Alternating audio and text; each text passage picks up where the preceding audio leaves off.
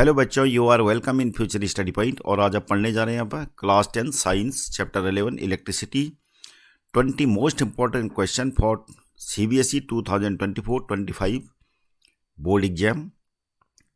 तो बच्चों ये सारे क्वेश्चन जो है NCERT से लिए गए हैं इलेक्ट्रिसिटी चैप्टर से, और जो हमने सेलेक्ट कर रखे हैं 20 क्वेश्चन जो बहुत बार रिपीट होते हैं आपके एग्जाम में, तो आप इसको रिविजन साइकिल में मेंटेन जरूर कीजिएगा।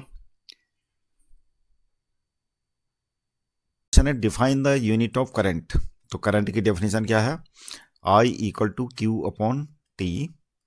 और अगर आपको यूनिट की देखनी है तो यूनिट के लिए हम कूलम यानी जो चार्ज है, चार्ज का यूनिट क्या है 1 कूलम, और टी का लिख देते हैं 1 सेकेंड। तो क्या हो जाएगा ये 1 कूलम पर सेकेंड। ये 1 कूलम पर सेकेंड को क्या बोलेंगे हम? 1 एम्पियर। तो ये हो गई यूनिट ऑफ करंट। अगला क्वेश्चन है question number 3, how many electrons are in 1 coulomb charge. तो चार्ज का मतलब क्या होता है? Q equal to NE। यहाँ पे N मतलब number of electrons, E electron में चार्ज है। तो ये वैल्यू पुट कर लेते हैं। N हमें निकालना है कि 1 कूलम में कितने इलेक्ट्रॉन्स होते हैं। एक इलेक्ट्रॉन में कितना चार्ज होता है? 1.6 मल्टी 10⁻⁻19 कूलम होता है। Q इक्वल टू 1 कूलम और N को एक तरफ रख लेते हैं। तो ये क्या आ जाएगा? 1 कूलम अपॉन 1.6 मल्टी 10⁻⁻19 ये, और ये इसका 1.6 डेसिमल हट जाएगा तो 10 आ जाएगा ऊपर 16, और 10⁻⁻19 को ऊपर ले आते हैं, 10⁻19 हो गया, और 16 से 10 को डिवाइड करेंगे तो क्या हो जाएगा? 0.625 मल्टी 10⁻19। अब इसको स्टैंडर्ड फॉर्म में ले आते हैं तो ये हो जाएगा N इक्वल टू 6.25 मल्टी 10⁻18 इतने इलेक्ट्रॉन्स। यानी 1 कूलम में कितने इलेक्ट्रॉन होते हैं? 6.25 मल्टी 10⁻18, जिसको हम लगभग में लिख सकते हैं 6 मल्टी 10⁻18 इलेक्ट्रॉन्स। अगला क्वेश्चन है what is mean by saying that the potential difference between 2 points is 1 volt. तो 1 वोल्ट का क्या मतलब होता है? तो V इक्वल टू हमारे पास फॉर्मूला है W/Q। तो 1 वोल्ट का मतलब क्या हुआ? 1 जूल अपॉन 1 कूलम। तो 1 जूल पर कूलम, ये 1 वोल्ट का मतलब हुआ। क्या मतलब हुआ इसका? मान लिया कोई कंडक्टर है AB, तो 1 वोल्ट का मतलब हुआ कि A से B तक 1 कूलम चार्ज को ले जाने में कितना वर्क डन होता है? 1 जूल वर्क डन। तो हम क्या बोलेंगे? दोनों के बीच में कितने का पोटेंशियल डिफरेंस है? 1 वोल्ट। अगला क्वेश्चन है question number 3, what will be the energy required to 1 coulomb charge in moving from 1 point to another if the potential difference between the points is 6 volt. तो 6 वोल्ट क्या है? Formula apply करते हैं हम। Formula हमारे पास V equal to W/Q, और W क्या है? W एक्चुअली में क्या है? वर्क डन, अपॉन Q क्या है? चार्ज, और ये हो गया वोल्टेज। तो क्या है?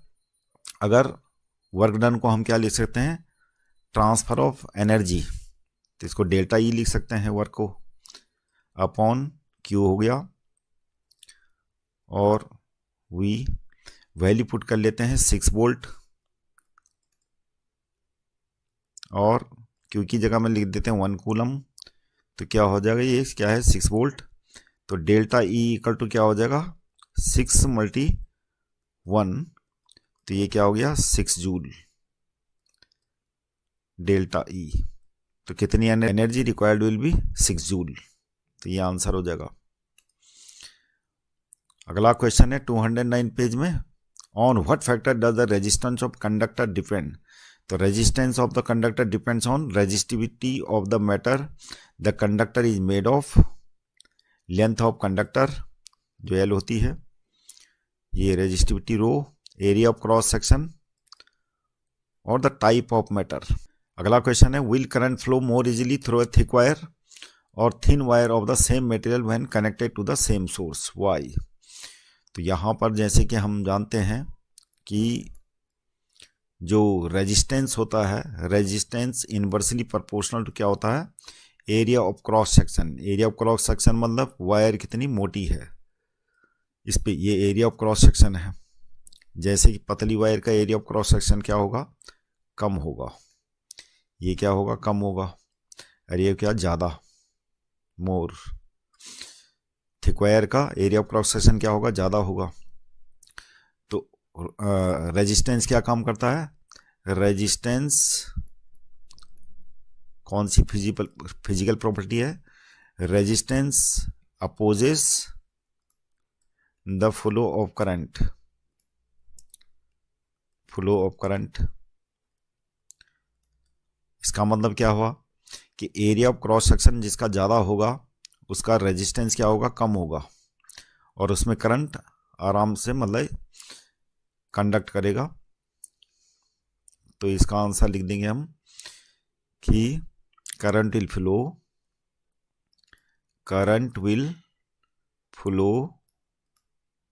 मोर इजीली थ्रू थिक वायर, और रीजन आपने क्या दे दिया, R inversely proportional to area. अगला क्वेश्चन है, let the resistance of electrical component remains constant while the potential difference across two ends of the component decreases to half of its former value, what change will occur in the current through it? तो इसका solution होगा, पहले V = IR है। अब ये बोला कि conductor के अक्रॉस क्या है, दोनों एंड के अक्रॉस जो पोटेंशियल डिफरेंस है वो कितना हो गया, हाफ हो गया। तो ये तो फर्स्ट कंडीशन हो गई, इक्वेशन नंबर 1। दूसरी कंडीशन में क्या हो रहा कि पोटेंशियल डिफरेंस हाफ हो जाता है, तो करंट में क्या फ़र्क पड़ेगा, करंट मान लिया इसका ये हो जाता है, resistance will remain the same, ये बोल रहा है। इक्वेशन नंबर 2, अब ये कर देते हैं डिवाइड इसको, इक्वेशन नंबर 1 को इक्वेशन नंबर 2 से डिवाइड करके क्या आ जाएगा, V/V, ये 2 ऊपर आ जाएगा, I/I डेस्क, R कैंसिल हो जाएगा। तो करंट में क्या फ़र्क पड़ेगा, ये हो जाएगा I डैश = I/2, तो करंट विल बिकम हाफ, ये आपका आंसर हो गया। अगला क्वेश्चन है, why are the coils of electric toaster and electric iron made of an alloy rather than a pure metal? तो एलॉय की क्यों बनाई जाती है और प्योर मेटल की क्यों नहीं बनाई जाती? क्योंकि एलॉय का क्या होता है, इसका आंसर होगा क्योंकि alloy has higher resistivity, rho मतलब higher resistivity compared with pure metal. तो प्योर मेटल के कंपैरिजन में एलॉय की रेजिस्टिविटी क्या होती है, हायर होती है, और क्या होता है, मेल्टिंग पॉइंट। दूसरा पॉइंट है alloy has higher melting point, तो ये आंसर इसका होगा।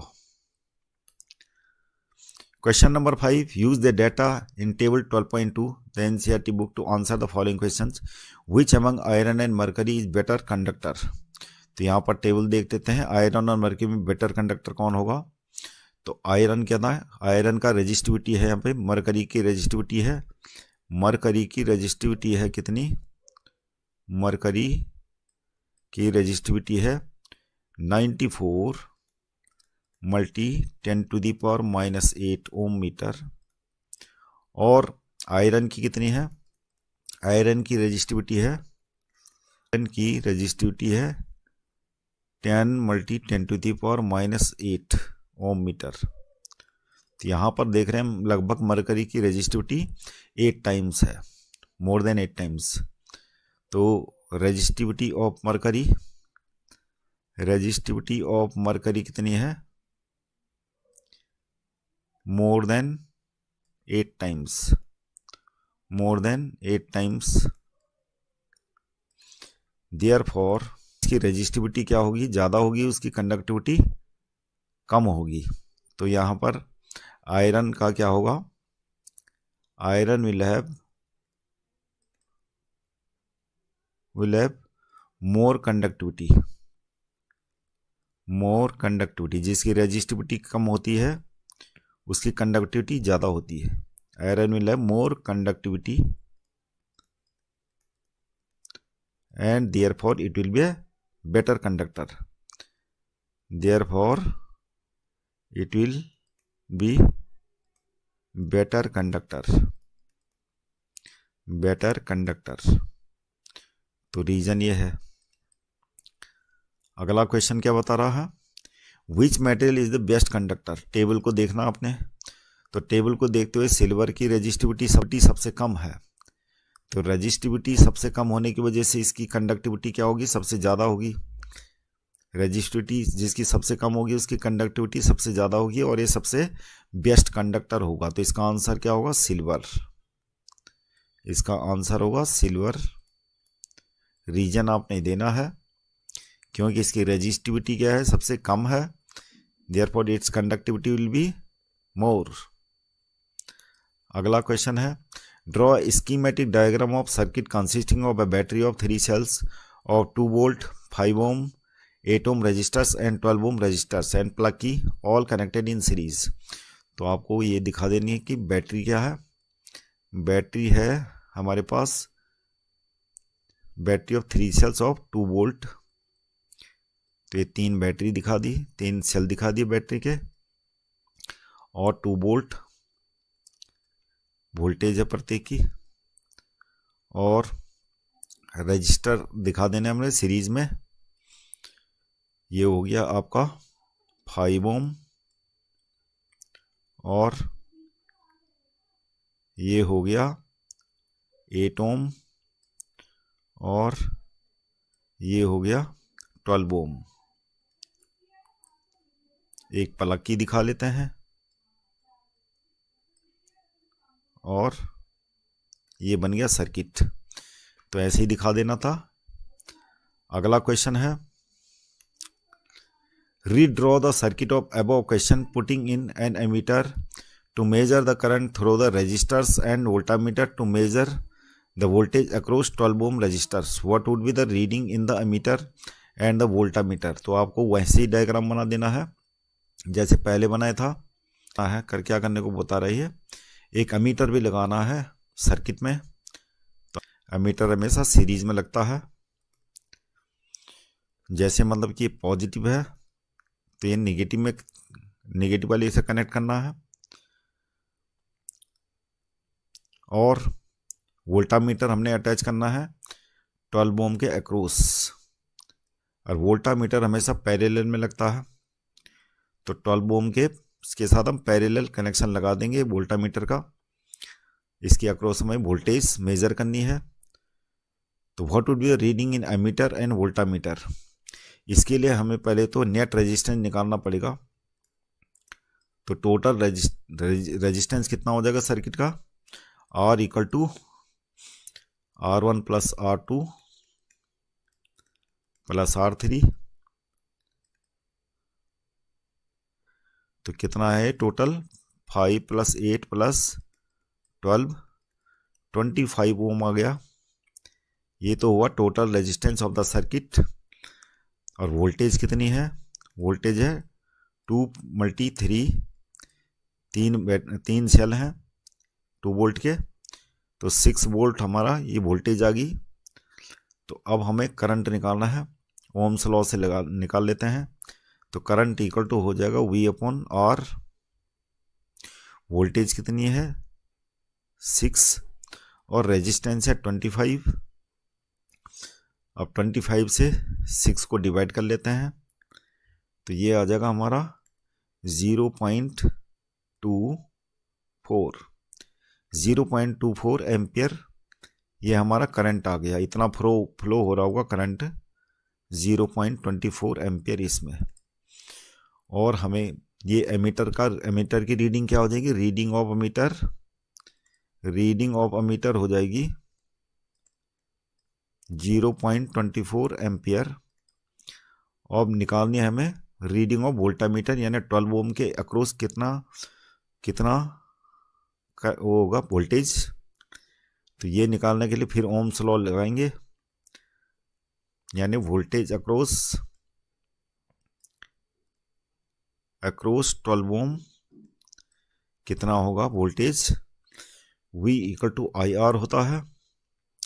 तो I मल्टी रेजिस्टेंस, करंट हमारे पास 0.24 है और रेजिस्टेंस कितना है 12 ओम। तो ये हो जाएगा 12 चौक 48 का 8 हासिल 4, 12 दूनी 24 4 28, 2.88 वोल्ट। तो इसका मतलब वोल्टामीटर की रीडिंग क्या हो जाएगी, रीडिंग ऑफ वोल्टामीटर वो हो जाएगी इतनी 2.88 वोल्ट। अगला क्वेश्चन है question number 1, page number 218। Why does the coil of an electric heater not glow while the heating element does? तो कॉर्ड जो होती है इलेक्ट्रिक हीटर की, जो केबल होती है, मतलब ये इलेक्ट्रिक हीटर है, मान लिया ये इलेक्ट्रिक हीटर है और एक कॉर्ड है, और ये जो प्लग पे लगी रहती है ये कॉर्ड है, ये क्यों ग्लो नहीं होती, जबकि ये ग्लो और रेडिश हो जाता है जो हीटर का हीटिंग एलिमेंट। तो उसका कारण है क्योंकि इसका रेजिस्टिविटी ज़्यादा होगी तो रेजिस्टेंस ज़्यादा होगा, इसका रेजिस्टेंस ज़्यादा होता है और मेल्टिंग पॉइंट भी क्या होता है, ज़्यादा होता है। तो फिलहाल यहाँ तो लिख देना आपको, the heating element of electric heater is made of high resistant material like nichrome. When electric current passes through it, the high resistance causes significant electrical energy to be converted into heat and light, making it glow. The cord is made of low resistant material, typically copper or aluminum, designed to conduct electricity efficiently without much resistance. As a result, little heat is generated in the cord. अब question number 2, compute the heat generated while transferring 96,000 coulomb of charge in 1 hour through a potential difference of 50 volt. तो इसका solution होगा, तो हमें क्या दे रखा है, charge दे रखा है 96,000 कूलम और वोल्टेज दे रखी है 50 वोल्ट। अब हमें क्या निकालना है, हीट जनरेटेड। तो हीट जनरेटेड यानी कि H इक्वल टू जो जूल्स हीट इक्वेशन है क्या है, H equal to I² RT। लेकिन यहाँ पर रेजिस्टेंस हमें दे नहीं रखा, तो इसको V multi I multi T भी हो सकता है। तो वोल्टेज कितनी है 50, करंट निकाल लेते हैं यहाँ से। तो करंट क्या होता है, I इक्वल टू Q/T। तो हमें चार्ज भी दे रखा है 96,000 कूलम और टाइम दे रखा है कितना, 1 आवर। तो 1 आवर को हम 60 मल्टी 60, 1 आवर क्या होता है 60 मल्टी 60 सेकेंड। तो ये हो जाएगा हमारा 160, और किससे कट रहा है 2 से। तो यह जगह हमारे 80/3 एम्पियर। तो हीट जनरेटेड क्या हो जाएगी, वोल्टेज है 50, करंट आ गया हमारा 80/3 और टाइम कितना है 60 multi 60, an hour mean 60 multi 60। अब ये कट जाएगा 20 टाइम्स, तो ये आ जाएगा हमारा आंसर जूल में। इन दोनों को मल्टीप्लाई करके आ गया 1000 और ये हो गया 4800, यानी ये आ जाएगा 48 मल्टी 10⁵, यानी इसको लिख सकते हैं 4.8 मल्टी 10⁶ जूल। तो ये आ गई हमारी heat generated. Page number 220, question number 1, what determine the rate at which energy delivered by A current. तो उस रेट को क्या बोलते हैं, इलेक्ट्रिक पावर, क्योंकि इलेक्ट्रिक पावर का फॉर्मूला क्या होता है, एनर्जी इक्वल टू क्या होता है, पी मल्टी टाइम। तो ये क्वेश्चन पूछ रहा है what determine the rate at which energy is delivered by A current. तो रेट क्या होगा, डिलीवर्ड बाय द करंट, वो क्या होता है, P इक्वल टू E/T होता है। तो एनर्जी किस रेट पे डिलीवर्ड की जाती है, वो पावर कहते हैं उसको। बोलने का मतलब क्या है, जब मान लिया कोई हीटर है, अब हीटर में क्या लिखा है, मान लिया 1000 वाट, तो 1000 वाट और 220 वोल्ट लिखा हुआ है इसकी रेटिंग। तो इसका मतलब क्या हुआ कि ये जो इलेक्ट्रिकल एनर्जी की को कंज्यूम करेगा 1000 वाट पर आवर के हिसाब से करेगा। 1000 वाट का मतलब ये हुआ। Question number 1, page number 221, a piece of wire of resistance R is cut into 5 equal parts. These parts are then connected in parallel. If the equivalent resistance of this combination is R dash, then ratio R upon R dash is। तो बोलने का मतलब है कि कोई wire है और इस वायर के 5 इक्वल पार्ट्स कर दिए गए हैं, 1 2 3 4 5। अब पूरे वायर का रेजिस्टेंस दे रखा R, तो एक पार्ट का रेजिस्टेंस कितना होगा, R/5। अब ये जो है, ये जितने पीसेज हैं इनको पैरेलल कनेक्ट किया गया है और इनका हमें नेट रेजिस्टेंस दे रखा R डैश। तो कैसे निकलेगा, इसका सॉल्यूशन होगा 1/R dash equal to 1/R/5, और 5 है ये, 5 से मल्टीप्लाई कर दिया तो ये हो जाएगा हमारा 25/R, 1/R डैश। R को इधर ले आते हैं, R/R डैश इक्वल टू क्या हो जाएगा 25/1, यानी रेशियो क्या होगा R और R डैश का 25:1, यानी 25 will be the answer. Question number 3, an electric bulb is rated 220 volt and 100 watt. When it is operated on 110 volt the power consumed will be. तो पावर कंज्यूम्ड कैसे निकालेंगे, अब जो बल्ब है, bulb का जो चीज़ चेंज नहीं होगी वो क्या होगा, रेजिस्टेंस कांस्टेंट होता है, तो वो निकाल लेते हैं। हमें क्या दे रखा, पावर देखिए 100 वाट और वोल्टेज कितनी है 220। तो यहाँ पर से हम क्या निकाल लेते हैं, रेजिस्टेंस। रेजिस्टेंस कैसे निकालेंगे, P इक्वल टू V²/R, ये वाला फॉर्मूला लगा के। तो R इक्वल टू हो जाएगा V²/P। तो V कितना है 220 मल्टी 220 अपॉन P कितना है 100 वाट। तो ये 2 जीरो कैंसिल हो गए, तो कितना आ गया आंसर, 22 दूनी 44 का 4 हासिल 4, 22 दूनी 44 का 4 48, यानी 484 ओम। ये तो आ गया रेजिस्टेंस बल्ब का। When it is operated on 110 volt, अब जो है वोल्टेज क्या हो गई, वोल्टेज मॉडिफाइड वोल्टेज बोल सकते हैं इसको। मॉडिफाइड वोल्टेज अब कितना हो गया 110 वोल्ट। तो अब पावर कंज्यूम्ड कितनी होगी, फॉर्मूला वही लगेगा। अब पावर V²/R, R हमारा अब की बार आ चुका है, तो V की जगह में वैल्यू लग देते हैं 110 मल्टी 110 अपॉन में R है 484 और 11 से काट देते हैं, और 100/4 कितना हो गया 25। तो 25 वाट। तो जब इसको ऑपरेट किया गया 110 वोल्ट में, तो कितनी पावर कंज्यूम करेगा 25 वाट। हमारा आंसर आ जाएगा D.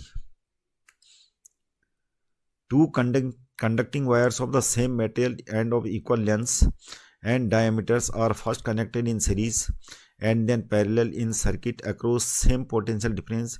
The ratio of heat produced in series and parallel combination would be. Material दोनों वायर क्या हैं, सेम मटेरियल के बने हैं, तो इसका मतलब रेजिस्टिविटी सेम होगी, ऑफ इक्वल लेंथ्स, और लेंथ भी इक्वल है, और डायमीटर क्या है, and diameters are first connected in series, और डायमीटर भी सेम है, तो इसका मतलब रेजिस्टेंस सेम होगा दोनों का. तो first connected in series and then parallel in circuit across the same potential difference. Potential difference same है. अब हमें खाली क्या देखना है कि पहले इनको सीरीज में कनेक्ट किया गया. मान लिया दोनों वायर का रेजिस्टेंस क्या है, let resistance of both wires R1, resistance of both wire is R. तो नेट रेजिस्टेंस दोनों का कितना हो गया, टोटल रेजिस्टेंस हो जाएगा सीरीज का, टोटल रेजिस्टेंस यानी सीरीज में टोटल रेजिस्टेंस हो गया, टोटल रेजिस्टेंस यानी सीरीज का हमने कितना हो गया, R प्लस R 2R हो गया. और टोटल रेजिस्टेंस हम निकालते हैं जब ये पैरेलल कनेक्ट किए गए, तब कैसे निकालते हैं, 1/RP 1/R दोनों का सेम है तो 2 हो गया, 2/R यानी RP इक्वल टू कितना हो जाएगा, R/2. अब दोनों का रेशियो निकालना है, the ratio of heat produced in series. तो पहले सीरीज लिखा है तो सीरीज वाला लिखेंगे. तो सीरीज का नेट रेजिस्टेंस कितना, RS, और पैरेलल का RP, दोनों का रेशियो कितना होगा, तो सीरीज का कितना है 2R, और इसका कितना है R/2. ये 2 ऊपर आ जाएगा, 4 और R से R कैंसिल, तो कितना होना चाहिए आंसर, 4:1. तो यह आंसर हो जाएगा D. How is the voltameter connected in the circuit to measure the potential difference between 2 points. मान लिया 2 पॉइंट के बीच में सर्किट में आपने पोटेंशियल डिफरेंस मेजर करना है, तो आपको वोल्टामीटर कैसे कनेक्ट करना पड़ेगा, इसके पैरेलल कनेक्ट करना पड़ेगा ऐसे. अगर वोल्टेज सोर्स ऐसे है तो दोनों पॉइंट के बीच वोल्टामीटर आपको पैरेलल लगा देना है, वोल्टामीटर. अगला क्वेश्चन है question number 8. When a 12 volt battery is connected across an unknown resistors, there is a current of 2.5 milliampere in the circuit. Find the value of the resistance of the resistor. तो battery क्या है, 12 volt की है, voltage दे रखी है 12 volt, और current क्या है, रेजिस्टेंस अननोन है जिसकी हमें वैल्यू निकालनी है. करंट है हमारा 2.5 मिली एम्पियर, तो इसको एम्पियर बना लेते हैं. 2.5 × 10⁻³ एम्पियर. और अब ओम्स लॉ लगा लेते हैं. ओम्स लॉ क्या है, V = IR. I कितना है, 2.5 × 10⁻³ एम्पियर. रेजिस्टेंस हमें निकालना है, वोल्टेज हमें ये रखिए 12 वोल्ट. तो क्या हो जाएगा, R = 12/2.5 × 10⁻³ तो डेसिमल हटा देते हैं, तो ये हो जाएगा हमारा 4.8 हो जाएगा.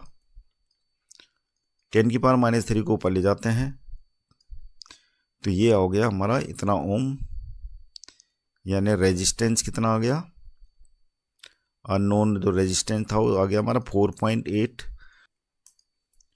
Question number 9. A battery of 9 volt is connected in series with the resistors of 0.2 ohm, 0.3 ohm and 0.4 ohm, 0.5 ohm and 12 ohm respectively. How much current would flow through the 12 ohm resistor? तो सारे जो है series में connected हैं, तो series में क्या होता है, करंट सेम फ्लो होता है सब जगह.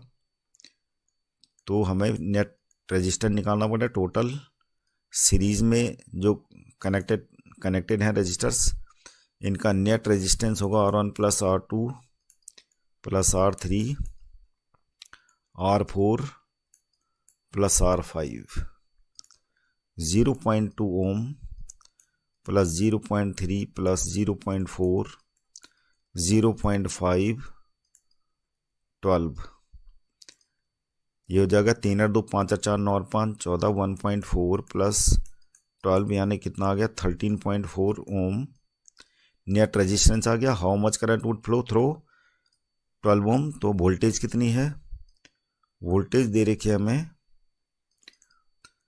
9 वोल्ट है। अप्लाइंग ओम्स लॉ अप्लाई करने पर क्या होगा, voltage equal to I multi resistance, तो करंट आ जाएगा हमारा I equal to V upon R, voltage है 9 वोल्ट और रेजिस्टेंस है 13.4, तो लगभग जो है ऑलमोस्ट 0.67 एम्पियर करंट फ्लो होगा। यही टोटल करंट होगा सर्किट में और वही करंट जो है 12 ओम से पास आउट होगा। अब है हमारे पास question number 10, how many 176 ohm resistors in parallel are required to carry 5 ampere on a 220 line, मतलब 220 वोल्ट लाइन। तो बोलने का मतलब क्या है, हमें इसका सॉल्यूशन ऐसा होगा कि 220 वोल्ट की कोई लाइन है, 220 वोल्ट की लाइन है ये, और इससे कनेक्टेड है रजिस्टर्स, और प्रत्येक रजिस्टर जो है, प्रत्येक रजिस्टर की वैल्यू क्या है 176 ओम। मान लिया ऐसे ऐसे रजिस्टर कितने हैं, n है, n रजिस्टर ऐसे, ये सारे इसके साथ पैरेलल कनेक्टेड हैं और are required to carry 5 ampere, और 5 एम्पियर क्या है, मैक्सिमम करंट है। ये दे रखा में हमें कितने रजिस्टर ऐसे होंगे वो निकालने, तो हम लिख लेते हैं let the number of resistors are n। अब पैरेलल कनेक्टेड है तो सारे रजिस्टर जितने होंगे सबके अक्रॉस कितनी वोल्टेज होगी 220 वोल्ट सेम वोल्टेज होगी, यानी वोल्टेज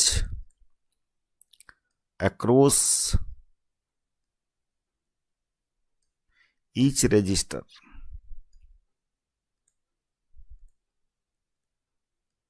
इज 220 वोल्ट, क्योंकि पैरेलल कनेक्टेड है। पावर कंजप्शन कितनी होगी, power consumed by each resistor कितनी होगी, V स्क्वायर अपॉन R होता है फॉर्मूला, तो V कितना है 220, R है 176, तो इसको एज इट इज रख लेते हैं अभी। अब निकालते हैं सर्किट की टोटल पावर कंजप्शन कितनी है, power consumed by the circuit, यानी टोटल करंट कितना है 5 एम्पियर है, वही फॉर्मूला सेम लगेगा V मल्टी आई,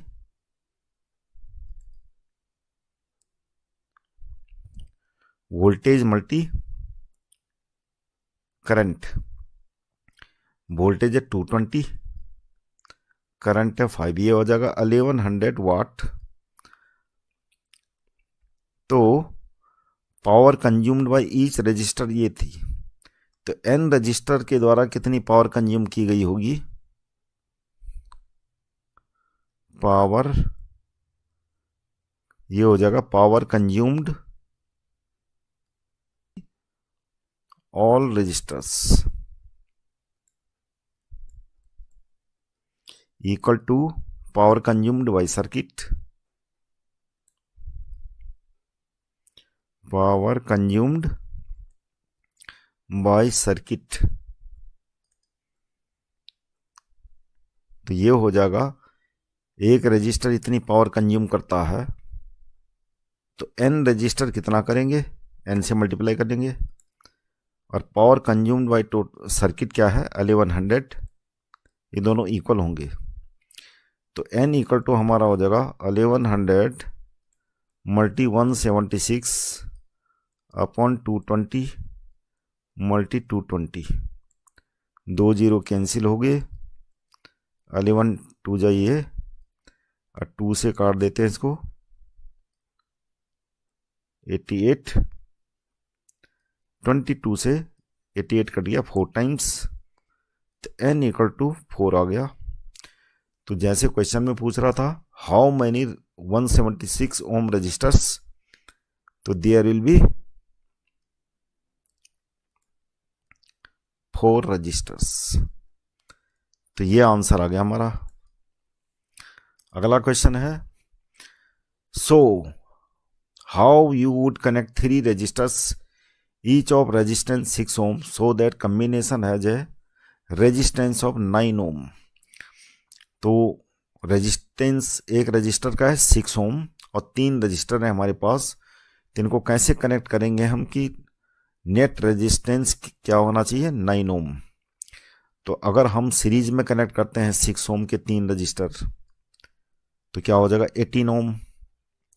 अगर सीरीज में कनेक्ट करते हैं, ट्रायल बेसिस पे आपको ये क्वेश्चन करना है, सीरीज में कनेक्ट करते हैं तो 3 मल्टी 6 यानी कितना हो गया? 18 ओम।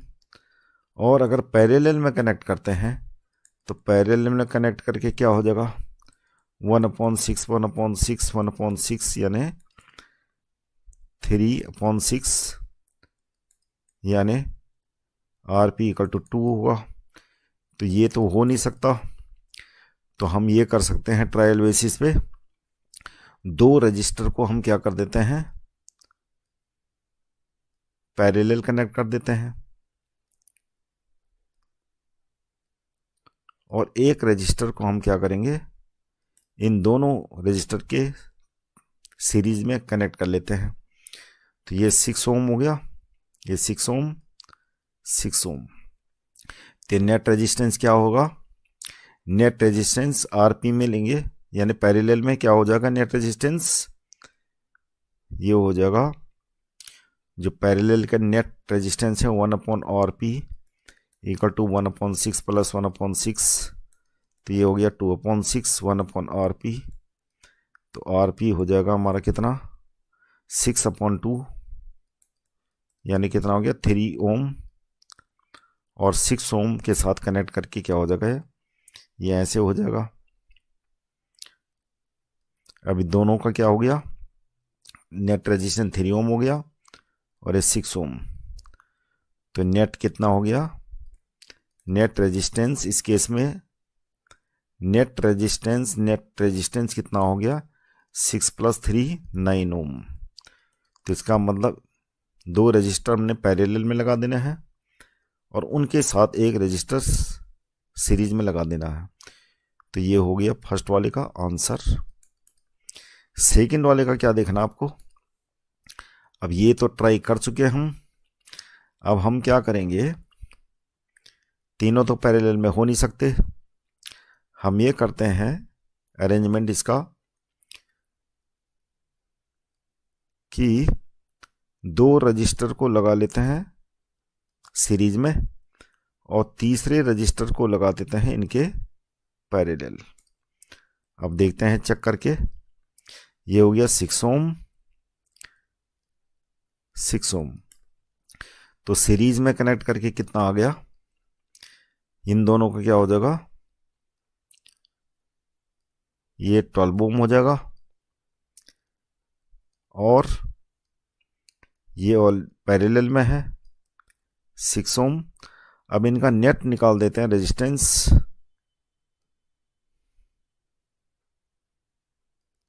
1/12 प्लस 1/6, तो ये हो जाएगा 12, 3/12। तो इस केस में क्या हो गया, RP इक्वल टू 4 ओम हो गया। तो सेकेंड वाले का आंसर ये है। अगला क्वेश्चन है question number 12। Several electric bulbs designed to be used on a 220 volt electric supply line are rated 10 watt. How many lamps can be connected in parallel with each other across the two wires of 220 volt line if the maximum allowable current is 5 ampere?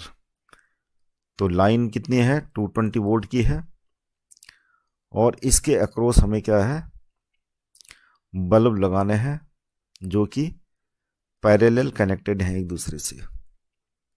तो कुछ ऐसा होगा,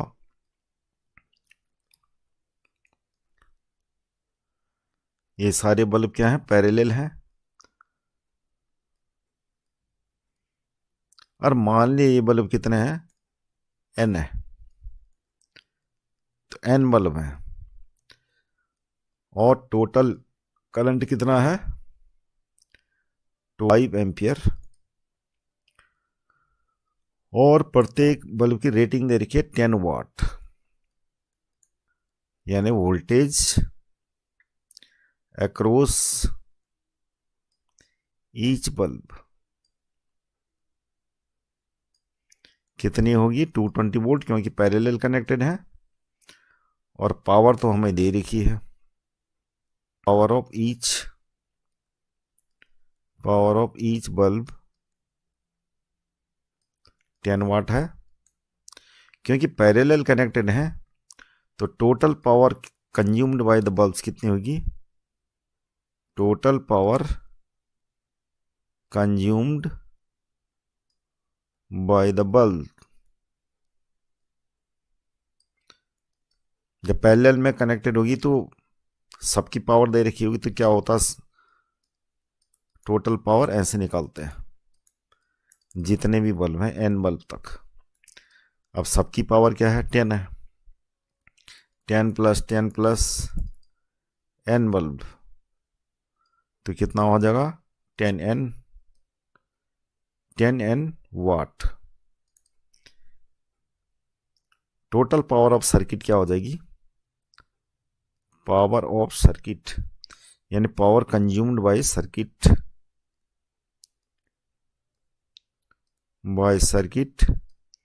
V multi I, यानी V कितना है 220, I कितना है हमें दे रखा 5 एम्पियर, तो ये हो जाएगा 1100 वाट।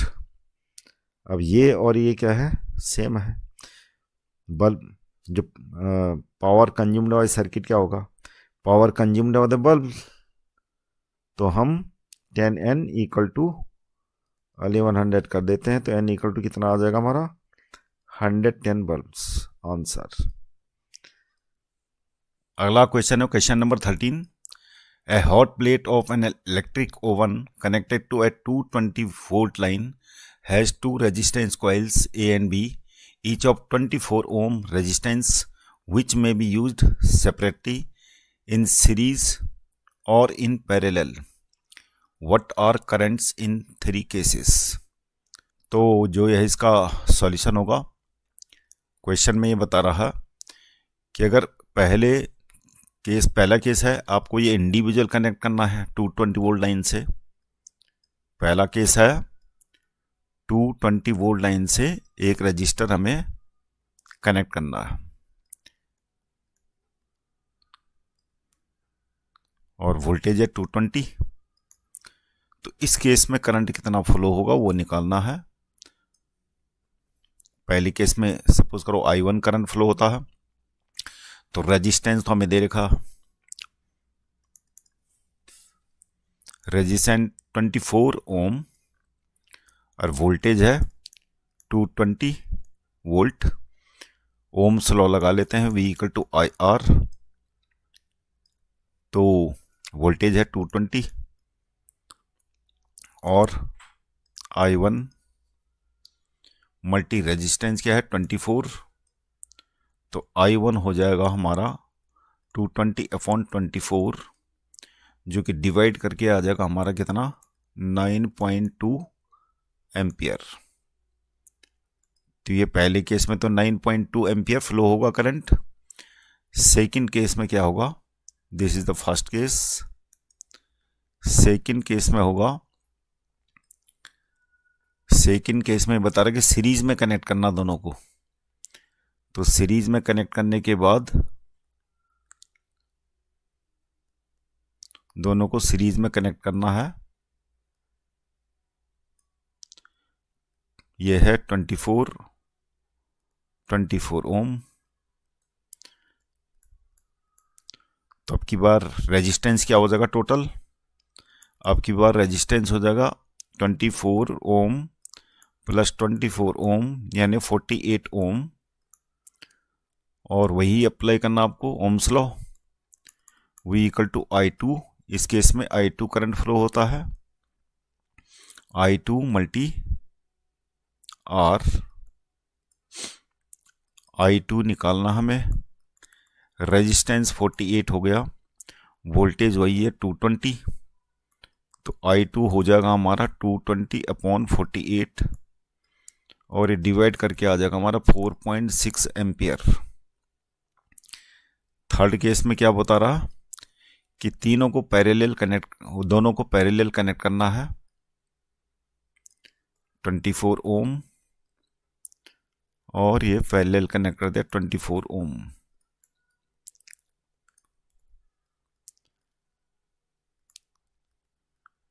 और क्या है 220 वोल्ट वोल्टेज।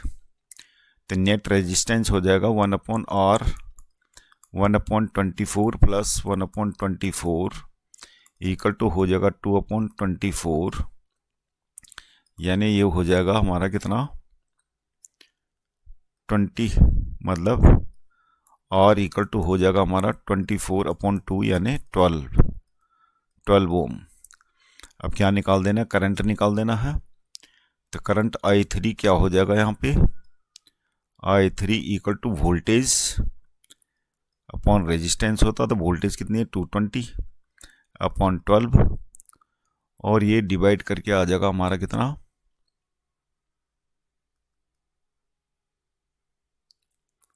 ये आ जाएगा 18.3 एम्पियर। आंसर। अगला क्वेश्चन है question number 14। Compare the power used in 2 ohm resistor in each of the following circuits. तो पहला केस दे रखा है 6 वोल्ट बैटरी है, यह है 6 वोल्ट बैटरी और ये कनेक्टेड है 1 ओम और 2 ओम रजिस्टर्स जो सीरीज में हमें दे रखे हैं।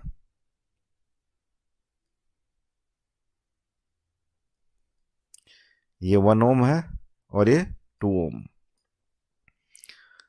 Power consumed, power used in 2 ohm resistor निकालना हमें।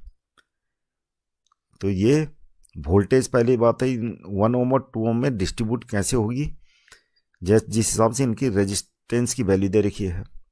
तो इसके लिए हमें करंट निकालना पड़ेगा पहले। तो फर्स्ट केस में करंट निकालने के लिए टोटल रेजिस्टेंस निकालना पड़ेगा।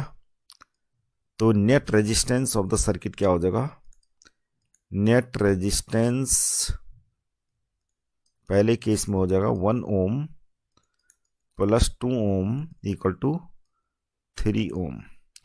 वोल्टेज कितनी है, वोल्टेज 6 वोल्ट। तो करंट कितना हो जाएगा, इस केस में करंट कितना होगा, करंट हो जाएगा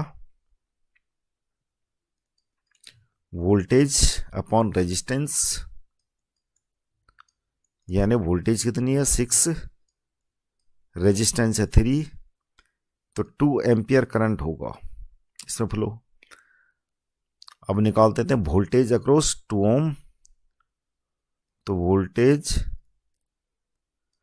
अक्रॉस 2 ओम रजिस्टर, इस केस में क्या हो जाएगा, V equal to I R होता है, यानी I multi R net resistance. यहां पे R का मतलब ये है 3 ओम। तो वोल्टेज तो दे रखी है 6, तो I इक्वल टू तो हमारा आ चुका है 2 एम्पियर, और रेजिस्टेंस अक्रॉस 2 ओम रजिस्टर 2 ओम होगा, तो कितना हो गया 4। तो 4 वोल्ट 2 ओम के अक्रॉस वोल्टेज हो गई। अब हमें निकालनी है पावर यूज्ड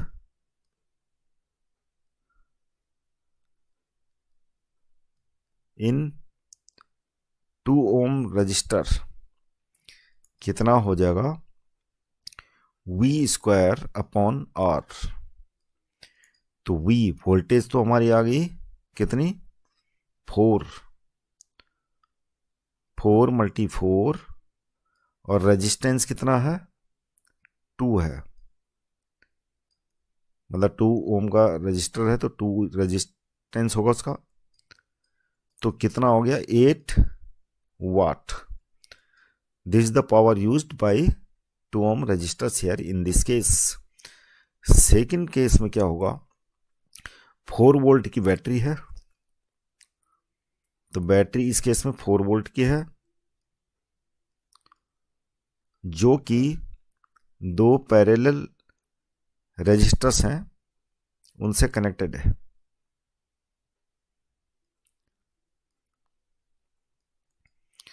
तो ये 12 ओम हो गया और ये 2 ओम। तो इस केस में आपको निकालना है पावर कंज्यूम्ड इन 2 ओम। तो वोल्टेज अक्रॉस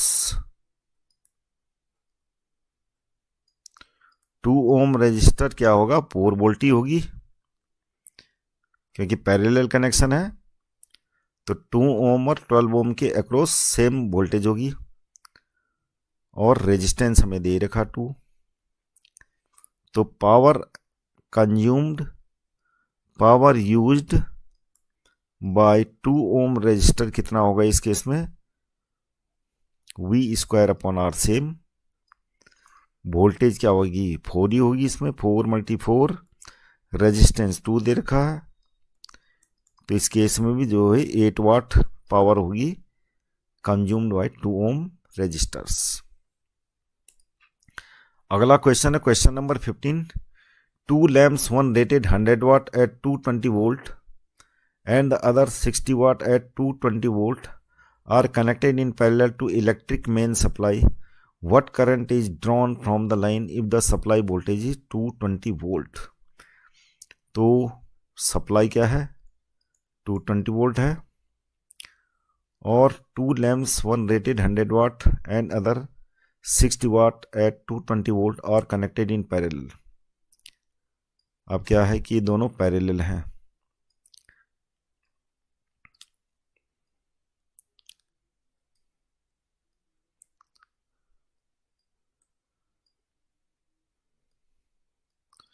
तो यहां पर ये क्या है, 2 लैंप हैं। एक लैंप क्या है 100 वाट का और दूसरा है 60 वाट का। दोनों के अक्रॉस सेम वोल्टेज होगी 220 की। हमें निकालना है ये current drawn by the circuit. तो हम क्या है, हमें वोल्टेज तो अक्रॉस दे रखी है 220, प्रत्येक बल्ब के अक्रॉस वोल्टेज क्या होगी 220। तो सॉल्यूशन होगा वोल्टेज अक्रॉस 100 वाट बल्ब क्या होगी 220, और 60 वाट के एंड अक्रॉस 60 वाट वो भी क्या होगी 220 वोल्ट होगी। अब हमें क्या निकालना है यहाँ पे, मान लिया सपोज करो कि यहाँ पे करंट क्या फ्लो हो रहा, I1 100 वाट बल्ब, I1 करंट फ्लो हो रहा, और 60 वाट जो बल्ब है उसके थ्रू I2 करंट फ्लो हो रहा। तो वोल्टेज हमें दे रखी, पावर तो दे रखी है 100, तो पावर इक्वल टू क्या होता है, वोल्टेज मल्टी करंट। तो पावर यानी 100 बल्ब का जो 100 बल्ब है उसकी पावर क्या है, मान लिया P100 मांग लेते हैं, और वोल्टेज तो दे रखी है, वोल्टेज उसके अक्रॉस कितनी है, मतलब ये वोल्टेज तो सेम ही है, और करंट क्या है I1। P100 हमारा 100 वाट है, वोल्टेज 220, तो इसके थ्रू I1 करंट जो फ्लो हो रहा है कितना हो जाएगा, I1 इक्वल टू 100/220, तो ये आ गया 5/11 एम्पियर। इसी प्रकार 60 वाट का बल्ब जो होगा, वोल्टेज सेम है, करंट I2 फ्लो हो रहा, तो कितना हो जाएगा, ये 60 वाट हो गया, वोल्टेज 220 है, तो I2 करंट कितना हो जाएगा, 60/220, 3/11। अभी टोटल करंट जो I1 है, ये जो है आगे जाके I1 और I2 में स्प्लिट अप हो गया, तो क्या होगा, I equal to I1 plus I2, 5/11 plus 3/11, ये हो गया 8/11, जिसको हम क्या लिख सकते हैं, यानी ऑलमोस्ट लगभग 0.73 एम्पियर। तो ये हमारा करंट आ गया आंसर। अगला क्वेश्चन है question number 16, which uses more energy, a 250 watt TV set in 1 hour और a 1200 watt toaster in 10 minutes. तो ये निकाल लेते हैं, यानी फॉर्मूला क्या है हमारे पास, हमें दे रखा पावर 250 वाट और टाइम दे रखा, तो एनर्जी कंज्यूम्ड बाई, यानी इसकी एनर्जी टीवी सेट की मान लेते हैं ETB, तो टीवी सेट के द्वारा कितनी एनर्जी कंज्यूम होगी, फॉर्मूला क्या होगा, एनर्जी का फॉर्मूला क्या होता है, पावर मल्टी टाइम। तो पावर कितनी है, पावर है 250 वाट, मल्टी टाइम कितना है 1 आवर। तो ऐसा करते हैं 250 वाट, ये 1 आवर को 60 × 60 कर लेते हैं, ये सेकेंड हो गया, और ये हो जाएगा हमारा कितना, 9 लाख जूल, इतनी एनर्जी कंज्यूम करेगा। अब इसका निकालते हैं टोस्टर का,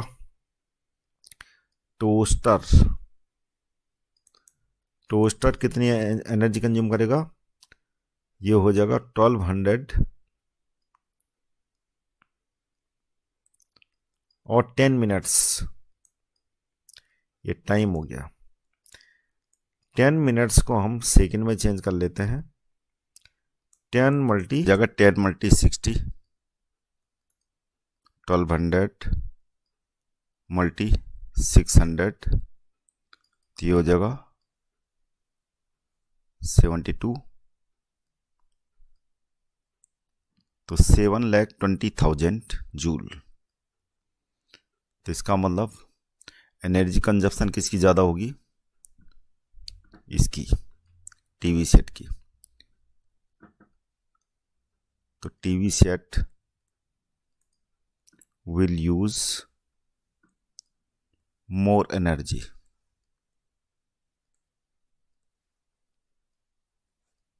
आंसर। अगला क्वेश्चन है question number 17, an electric heater of resistance 8 ohm ड्रॉस 15 ampere current from the service means 2 hours, calculate the rate at which heat is developed in the heater. तो rate कौन सा होता है, एनर्जी को consume करने का जो रेट होता है उसको पावर बोलते हैं। तो power actually is the rate at which energy is consumed.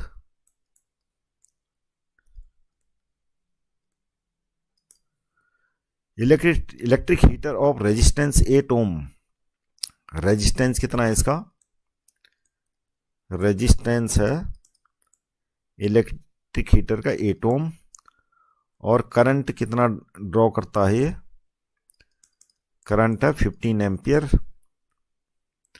और टाइम दे रखा है कितना, 2 आवर। तो हमें क्या निकालना है, इसका पावर निकालना एक्चुअली में।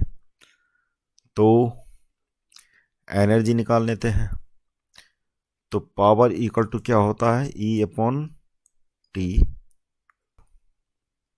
यहाँ पे हीट एनर्जी से मतलब है क्योंकि हीटिंग एलिमेंट है, तो एनर्जी हीटिंग के फॉर्म में निकलेगी, तो क्या होगा, जूल्स इक्वेशन लगेगी। तो क्या होता, I² RT अपॉन में T, तो T से T कैंसिल, और I है हमारा 15 मल्टी 15 हो जाएगा, मल्टी R है 8, तो ये हो जाएगा 225 मल्टी 8, तो ये हो जाएगा हमारा कितना, 1800 वाट इज द आंसर। अगला क्वेश्चन है question number 18। Explain the following, why is the tungsten used almost exclusively for filament of electric lamps. तो ये सबके आंसर आपको एक्सप्लेन करके देने हैं, तो इनका एक्सप्लेनेशन आपको ऐसे दे देना है। Why is the tungsten use almost exclusively for filament of electric lamps. इसका आंसर होगा tungsten is used as a filament in electric bulbs because it has a high melting point and appropriate electrical resistivity, allowing it to glow brightly without melting or breaking under high temperature। तो ये glow tungsten इस्तेमाल इसलिए किया जाता है, इसकी जो एक तो मेल्टिंग पॉइंट इसका बहुत ज़्यादा हाई होता है, और ग्लो होने के लिए कम से कम किसी भी मेटालिक फिलामेंट को कम से कम 2400 डिग्री सेंटीग्रेड तक क्या करना पड़ता है, हीटेड होना पड़ता है, और ये कैपेसिटी केवल टंगस्टन में होती है, इसलिए टंगस्टन को इस्तेमाल किया जाता है। बी वाला है, why are conductors of electric heating devices such as bread toasters and electric irons made of an alloy rather than a pure metal. तो इसका आंसर होगा conductors in electric heating devices like toasters and electric irons are made of alloys rather than pure metals because alloys have higher resistivity and melting points compare to the pure metal, allowing them to produce heat efficiently without melting or deforming under high temperatures। अगला question है, why is series arrangement not used for domestic circuits। तो इसका answer है, a series arrangement is not used in domestic circuits because of one appliance or device stops working or is turned off, it will break the entire circuit। अगर एक भी device क्या होगी, of हो गई, तो सारा सर्किट क्या हो जाएगा, ऑफ हो जाएगा, बाकी की डिवाइसेस भी ऑफ हो जाएंगी, इसलिए सीरीज में नहीं लिखाई जाता। And all other devices will stop working too. In a series circuit the current flows through all devices one after the other, so a fault in one device affects the whole system. In contrast parallel circuits are used in homes because if one device fails the other continue to work. D वाला है, how does the resistance of a wire vary with its cross sectional area. The resistance of the wire is inversely proportional to its cross sectional area. This means that as the cross sectional area increases the resistance decreases. तो cross sectional area जैसे increase होता है, जैसे ये मोटी wire है तो इसका रेजिस्टेंस क्या होता है, कम होता है, और जो पतली वायर है उसका रेजिस्टेंस क्या होता है, ज़्यादा होता है। ई पार्ट है, why are copper and aluminium wires usually employed for electricity transmission. तो कॉपर और एल्यूमिनियम को क्यों इस्तेमाल किया जाता है इलेक्ट्रिसिटी के लिए, उसका रीजन क्या है, Copper and aluminum wires are used for electricity transmission because they are good conductors with low resistance, allowing efficient current flow. Copper offers better conductivity, while aluminum is higher and cheaper, making it cost-effective or long-distance transmission. Both metals are durable and resistant to corrosion. एक reason ये भी होता है कि corrosion नहीं होता दोनों metals का, इसलिए इसका इस्तेमाल किया जाता है। और दोनों ही गुड कंडक्टर ऑफ इलेक्ट्रिसिटी है। इनकी अवेलेबिलिटी भी जो है अर्थ में पूरी तरह से है, तो इसलिए इनका इस्तेमाल किया जाता है। तो बच्चों, ऐसी वीडियो देखने के लिए चैनल को सब्सक्राइब कीजिएगा, लाइक कीजिएगा। Thank you for watching this video. Power used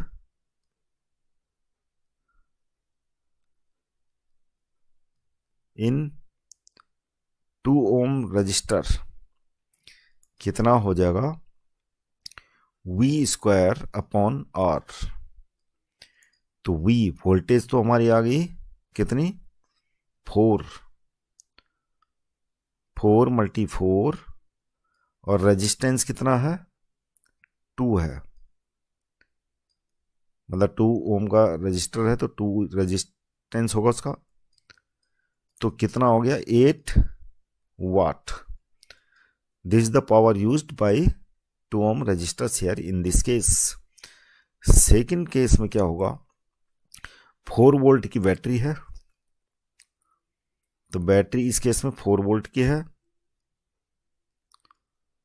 जो कि 2 पैरेलल रेजिस्टर्स हैं उनसे कनेक्टेड है।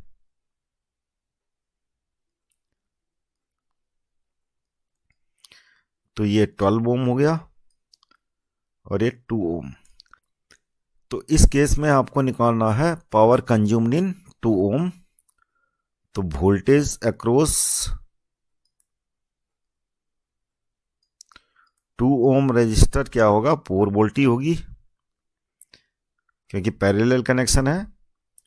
तो 2 ohm और 12 ohm के अक्रॉस सेम वोल्टेज होगी और रेजिस्टेंस हमें दे रखा 2।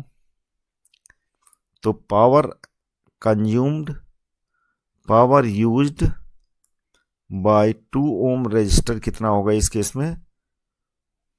V² upon R। Same voltage क्या होगी? 4 ही होगी इसमें, 4 × 4, रेजिस्टेंस 2 दे रखा है, तो इस केस में भी जो है 8 वाट पावर होगी कंज्यूम्ड बाय 2 ohm रजिस्टर्स।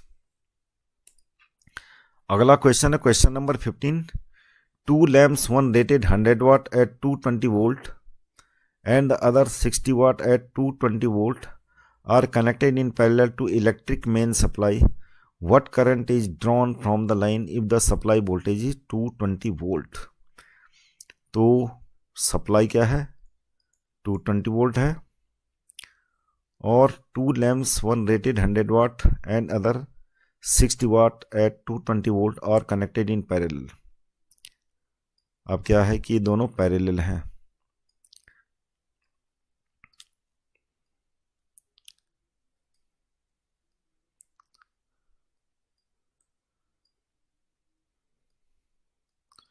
तो यहां पर ये क्या है? 2 लैंप हैं। एक लैंप क्या है? 100 वाट का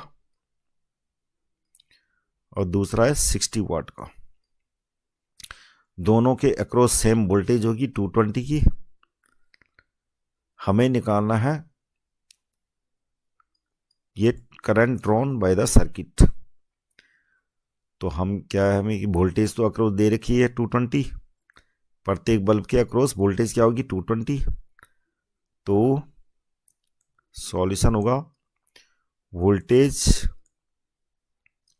अक्रॉस 100 वाट बल्ब क्या होगी? 220, और 60 वाट के एंड अक्रॉस 60 वाट वो भी क्या होगी? 220 वोल्ट होगी। अब हमें क्या निकालना है यहाँ पे? मान लिया सपोज करो कि यहाँ पे करंट क्या फ्लो हो रहा? I1, 100 वाट बल्ब I1 करंट फ्लो हो रहा, और 60 वाट जो बल्ब है उसके थ्रू I2 करंट फ्लो हो रहा। तो वोल्टेज हमें दे रखी, पावर तो दे रखी है 100, तो पावर इक्वल टू क्या होता है, वोल्टेज मल्टी करंट। तो पावर यानी 100 बल्ब का जो 100 बल्ब है उसकी पावर क्या है, मान ले P100 मांग लेते हैं, और वोल्टेज तो दे रखी है, वोल्टेज उसके अक्रॉस कितनी है, मतलब ये वोल्टेज तो सेम ही है, और करंट क्या है I1। P100 हमारा 100 वाट है, वोल्टेज 220, तो इसके थ्रू I1 करंट जो फ्लो हो रहा है कितना हो जाएगा, I1 इक्वल टू 100/220। तो ये आ गया 5/11 एम्पियर। इसी प्रकार 60 वाट का बल्ब जो होगा, वोल्टेज सेम है, करंट I2 फ्लो हो रहा, तो कितना हो जाएगा, ये 60 वाट हो गया, वोल्टेज 220 है, तो I2 करंट कितना हो जाएगा, 60/220, 3/11। अभी टोटल करंट जो I1 है, ये जो है आगे जाके I1 और I2 में स्प्लिट अप हो गया, तो क्या होगा, I equal to I1 plus I2, 5/11 plus 3/11, ये हो गया 8/11, जिसको हम क्या लिख सकते हैं,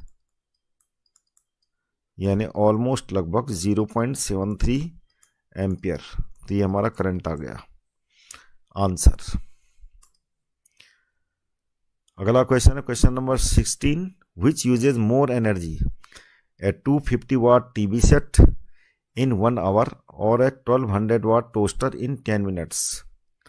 तो ये निकाल लेते हैं, यानी फॉर्मूला क्या है हमारे पास, हमें दे रखा पावर 250 वाट और टाइम दे रखा, तो एनर्जी कंज्यूम्ड बाई, यानी इसकी एनर्जी टीवी सेट की मान लेते हैं ETB, तो टीवी सेट के द्वारा कितनी एनर्जी कंज्यूम होगी, फॉर्मूला क्या होगा, एनर्जी का फॉर्मूला क्या होता है, पावर मल्टी टाइम। तो पावर कितनी है, पावर है 250 वाट, मल्टी टाइम कितना है 1 आवर। तो ऐसा करते हैं 250 वाट, ये 1 आवर को 60 × 60 कर लेते हैं, ये सेकेंड हो गया, और ये हो जाएगा हमारा कितना, 9 लाख जूल, इतनी एनर्जी कंज्यूम करेगा। अब इसका निकालते हैं टोस्टर का,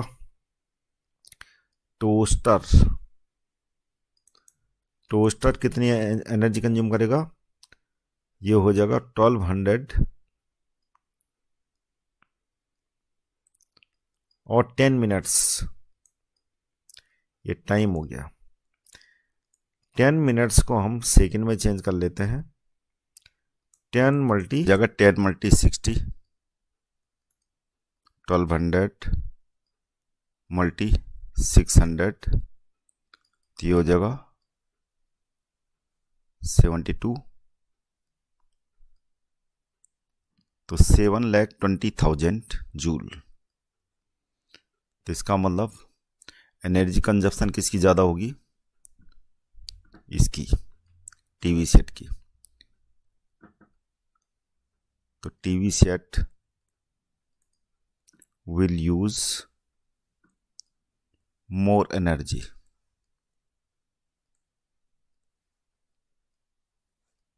आंसर। अगला क्वेश्चन है question number 17, an electric heater of resistance 8 ohm draws 15 ampere current from the service means 2 hours, calculate the rate at which heat is developed in the heater. तो rate कौन सा होता है, energy को consume करने का जो रेट होता है उसको पावर बोलते हैं। तो power actually is the rate at which energy is consumed.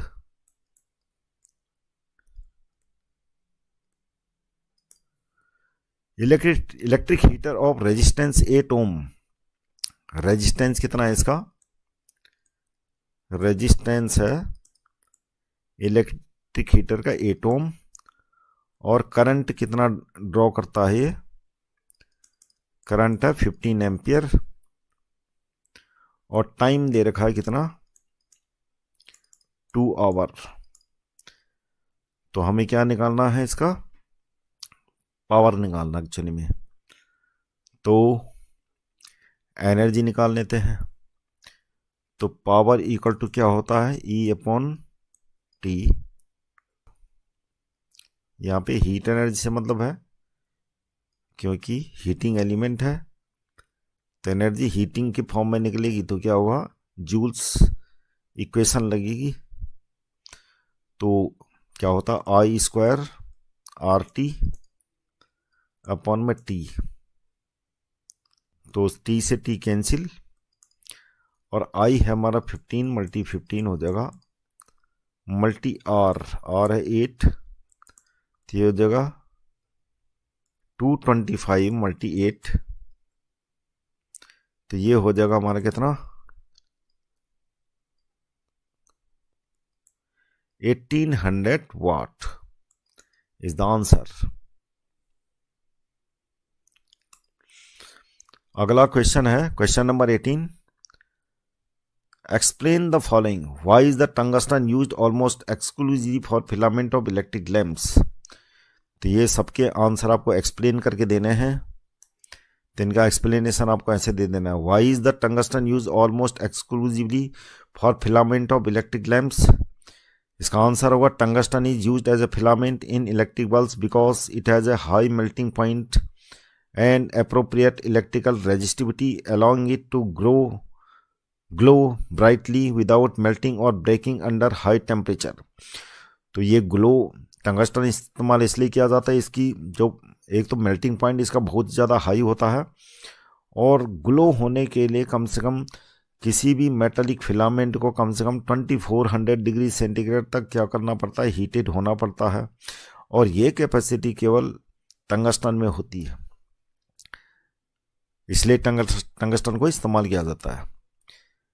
B वाला है, why are conductors of electric heating devices such as bread toasters and electric irons made of an alloy rather than a pure metal. तो इसका answer होगा conductors in electric heating devices like toasters and electric irons are made of alloys rather than pure metals because alloys have higher resistivity and melting points compare to the pure metal, allowing them to produce heat efficiently without melting or deforming under high temperatures।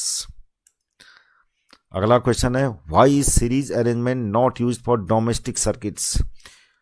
तो इसका answer है, a series arrangement is not used in domestic circuits because of one appliance or device stops working or is turned off, it will break the entire circuit। अगर एक भी device क्या होगी? Of हो गई, तो सारा सर्किट क्या हो जाएगा? ऑफ हो जाएगा, बाकी की डिवाइसेस भी ऑफ हो जाएंगी, इसलिए सीरीज में नहीं लिखाई जाता।